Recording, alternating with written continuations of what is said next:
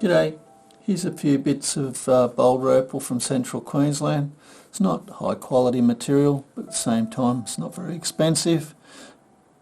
Good material perhaps just to start and get the feel for cutting it. I'll zoom in a bit so you get a better look. Can't remember if I said the rules in millimetres, and the white is the reflection of the lights.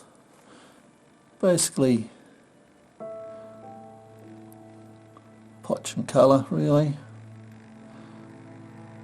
but this would grind off a bit, end up with a long pendant type stone.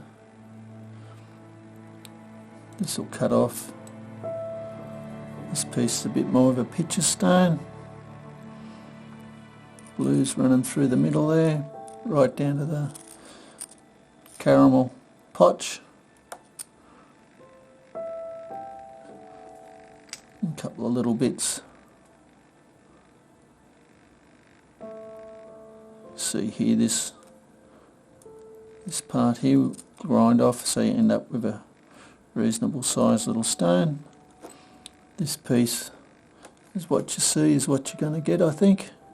Cut that off for a little stone in the middle. Anyway, I hope you've enjoyed. Cheers.